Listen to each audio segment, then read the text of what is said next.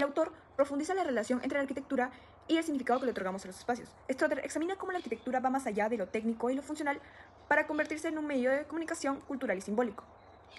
El significado no existe es un proceso creativo del aquí y del ahora de Frederick Perls. Nos quiere decir que en lugar de imponer un significado eterno y rígido, la arquitectura es como un lienzo abierto donde se construye y se transforma continuamente.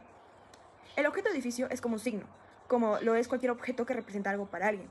Esto significa que Umberto Eco, filósofo y escritor italiano, usa las palabras de notación y connotación para expresar las dos maneras distintas en las que el signo puede representar algo. La arquitectura comunica para qué sirve a quien lo observa. Por lo tanto, su significado principal es su uso.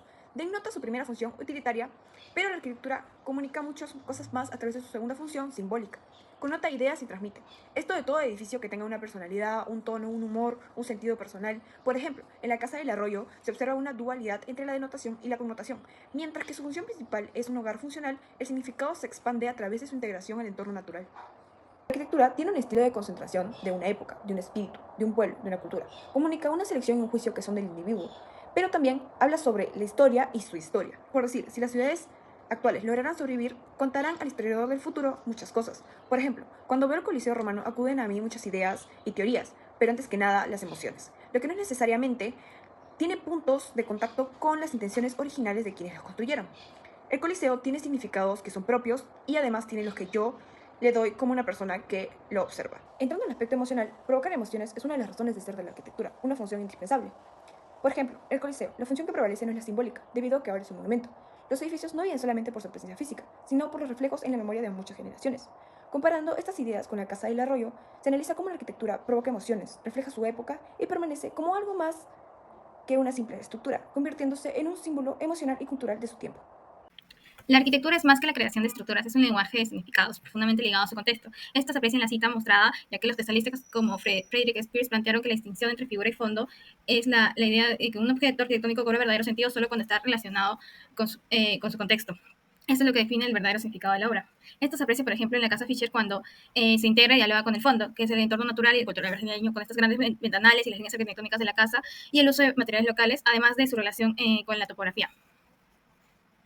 Se establecen relaciones definidas entre la forma de los edificios y la época o las características de las sociedades que la construyen. Esto se define como el espíritu de la época reflejada en la obra arquitectónica. La Casa Fischer se esta idea, al ser más que un espacio funcional, es una obra de arte representada la identidad cultural y los valores de su tiempo, al implementar, capturando tanto la modernidad como el respeto profundo por las raíces locales, utilizando las materiales de la localidad. En la lectura también se habla sobre binomio función utilitaria, función simbólica. Esto es, como toda gran norma arquitectónica, no solo cumple con la necesidad práctica sino de ofrecer un refugio, sino también comunica algo más profundo, transformando la casa en un objeto significativo más allá del uso.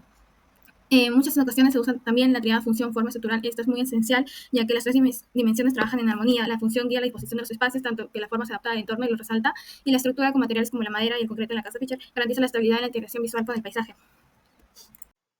La arquitectura no es solo la creación de espacios funcionales, sino también una búsqueda de significados y simbolismos. El arquitecto piensa el proyecto, más no el edificio. Es decir, el proceso arquitectónico implica que el proyecto se convierta en un lenguaje que traduce las ideas antes de que éstas se transformen en una realidad construida.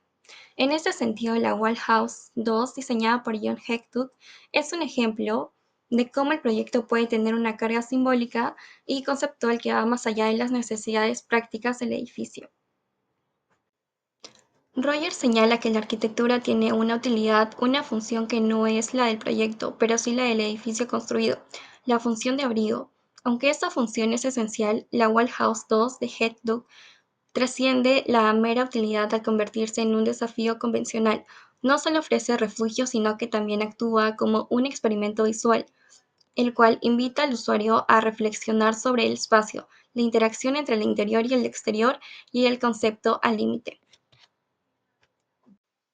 Finalmente, el arquitecto crea objetos, pero son los usuarios de la obra arquitectónica los intérpretes de su significado. En la Wall House 2, cada visitante aporta su propio contexto y emociones, lo que transforma la obra en una narrativa con múltiples interpretaciones.